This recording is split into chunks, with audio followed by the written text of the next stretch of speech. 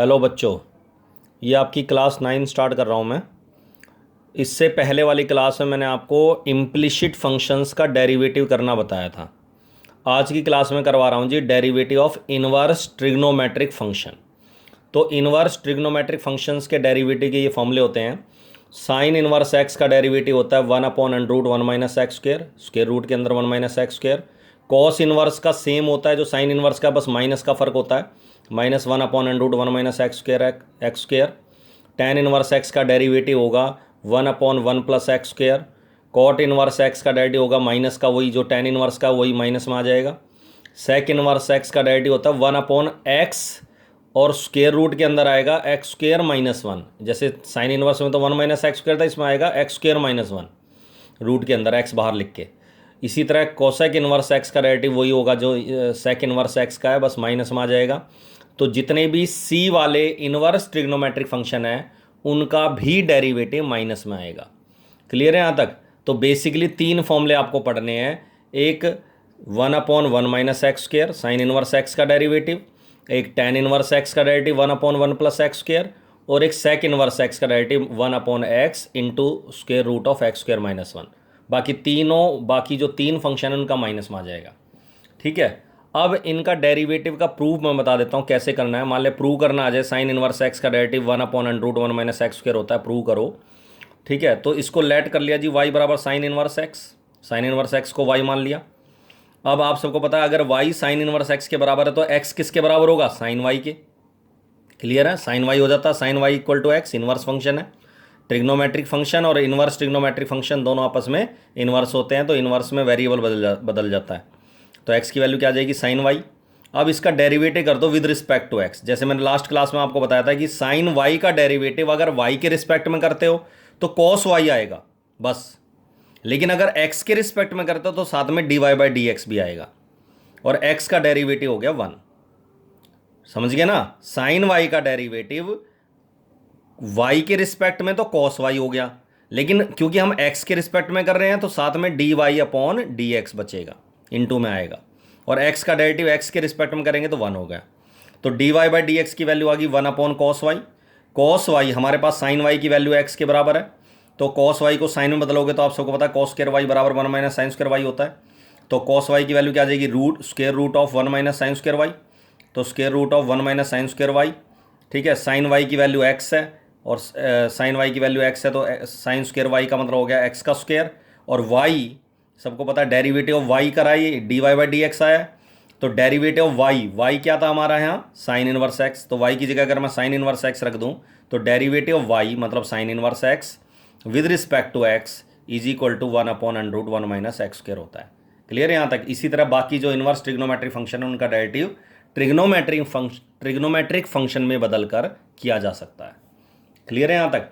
तो बाकी जो रूल हैं डेरिवेटिव के वो भी उसी तरह लगेंगे जैसे हम पहले और फंक्शनों में लगा रहे थे, जैसे x into ten inverse x. अब सबको दिख रहा है x into ten inverse x आगे, तो प्रोडक्ट रूल लगेगा, डेरिवेटिव करना होगा तो डेरिवेटिव करेंगे differentiating with respect to x, तो प्रोडक्ट रूल लगाएंगे तो first function x into derivative of tan inverse x हो गया 1/1 प्लस एक्स स्क्वायर। ठीक है, plus second function tan inverse x का डेरिवेटिव हो गया 1, और आप सबको पता है इसको x into x/1 plus x square ten inverse x लिख दिया। इसी तरह चेन रूल लगाना हो तो y बराबर टेन इनवर्स ax आ गया, x की जगह आ गया ax। तो अगर मैं इस ax को t एज्यूम कर लूँ तो टेन इनवर्स x का डेरिवेटिव आप सबको पता है, टेन इनवर्स x का डेरिवेटिव होता है 1/1 plus x square, 1/1 plus x square. तो 1/1 प्लस टी स्क्वायर, इसको t एज्यूम कर लिया तो टी स्क्वायर पूरे का होल स्क्वायर, और t का डेरिवेटिव ax का डेरिवेटिव, और ax का डेरिवेटिव a होता है क्योंकि x का 1 होता है, तो a ऊपर a बच गया और नीचे स्क्वायर करोगे ax का तो a का भी स्क्वायर हो जाएगा, x का भी स्क्वायर हो जाएगा। तो इसी तरह चेन रूल लगेगा। तो product rule, chain rule, quotient rule उसी तरह लगेंगे इनवर्स ट्रिग्नोमेट्रिक फंक्शन में भी, जैसे बाकी फंक्शंस में हमने लगाया है। क्लियर है? अब अगर किसी भी इनवर्स फंक्शन का बेसिकली हम जो डेरिवेटिव करेंगे वो कैसे करेंगे वो देखो जरा। y बराबर cos inverse 1 minus x square upon 1 plus x square आ रहा है। अब इसके डेरिवेटिव करने के कई मेथड हैं। एक तरीका तो यह है कि इसमें मैं चेन रूल अप्लाई कर दूं, अभी जो मैंने चेन रूल बताया, इस पूरे को t एज्यूम कर लिया तो कॉस इनवर्स का डेरिवेटिव जब करोगे dy बाई डी एक्स, तो -1 अपॉन कॉस इनवर्स का क्या होता है derivative, -1 upon 1 minus root square root के अंदर 1 माइनस एक्स स्क्वायर, तो इसको टी एज्यूम कर लिया तो टी स्क्वायर, और इनटू टी का डेरिवेटिव मतलब 1 minus x square upon 1 plus x square का डेरिवेटिव। इसमें क्वेश्चन ट्रू लग जाएगा दोबारा, और इसको एलसीएम लोगे, इसका एलसीएम लेके स्क्वायर रूट से बाहर निकाल के सिंपलीफाई करके लास्ट में आंसर ये आना चाहिए इसका। तो ये लेंदी प्रोसेस है, तो इसका मतलब इसको सिंपलीफाई करना लंबा हो जाता है, इसलिए इसका दूसरा तरीका हम अप्लाई करेंगे, और वो क्या है कि कॉस इनवर्स है, जितने भी इनवर्स ट्रिग्नोमेट्रिक फंक्शन वाले ऐसे क्वेश्चन हैं जिसमें इनको sine inverse, cos inverse, tan inverse के अंदर एक्स की कोई रकम है, उसमें एक्स की जगह साइन, कॉस, टैन, सेक, कोसेक में से ऐसी कोई वैल्यू पुट करेंगे, ऐसा कोई ट्रिग्नोमेट्रिक फंक्शन पुट करेंगे जिससे कि ये कॉस इनवर्स है तो कॉस का ही फॉर्मूला बन जाए, और अगर कॉस का नहीं बनता है तो साइन का बन जाए।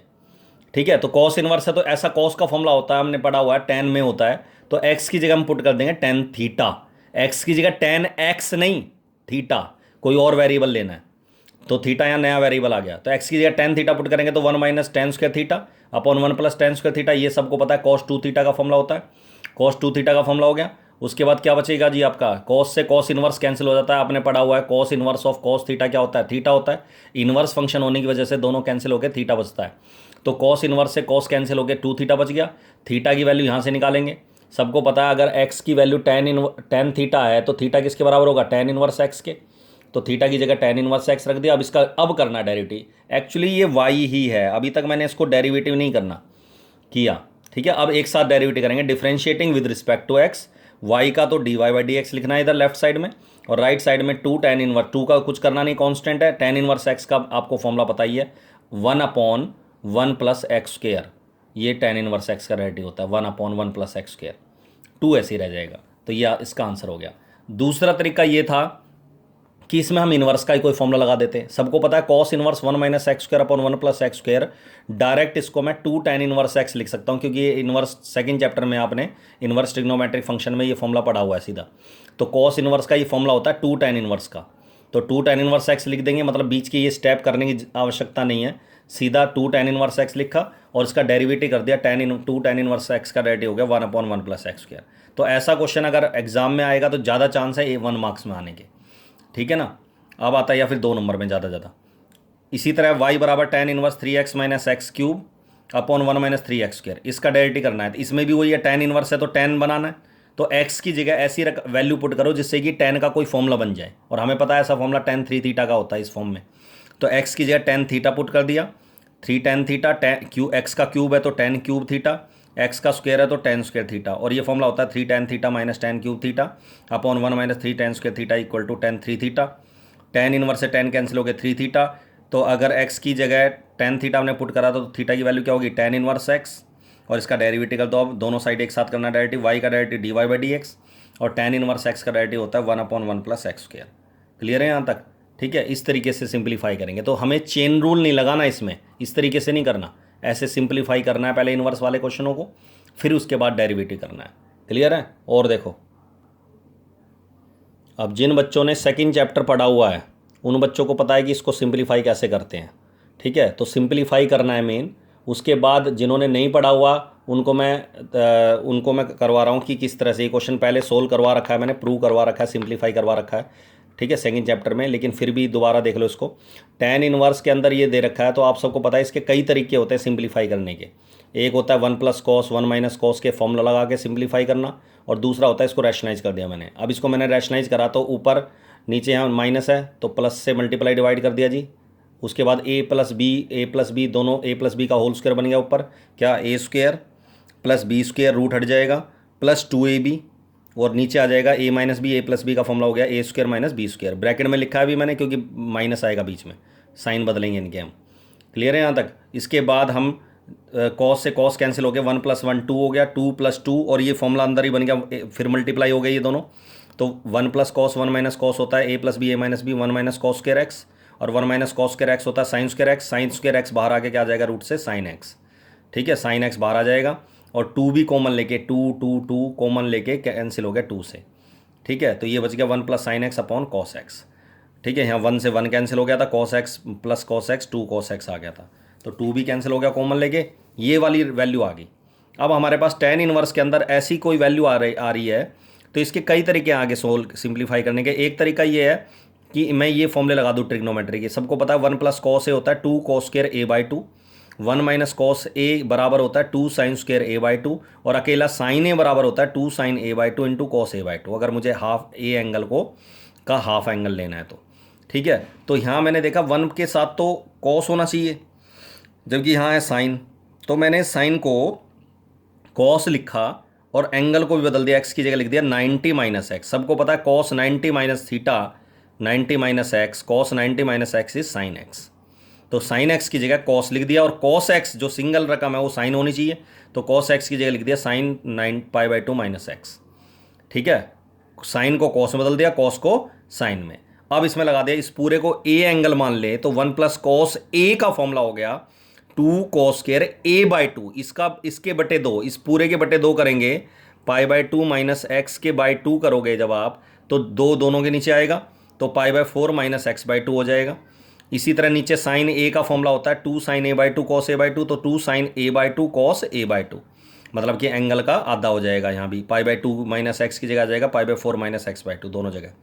इसके बाद 2 से 2 कैंसिल हो गया, एक cos से एक cos कैंसिल हो गया, cos अपॉन साइन cot आ गया, एंगल वही आएगा π/4 - x/2। अभी भी गड़बड़ है क्योंकि tan से tan इनवर्स है तो tan कैंसिल होता, तो इस cot को फिर दोबारा tan में बदलेंगे, tan π/2 - थीटा, इस पूरे को थीटा मान लिया तो थीटा लिख दिया, तो 90 tan 90 - थीटा सबको पता है क्या होता है cot थीटा, तो cot को जब tan में बदलेंगे तो एंगल को π/2 में से घटा के लिखना है, tan फंक्शन बदलेंगे तो एंगल भी बदलेंगे।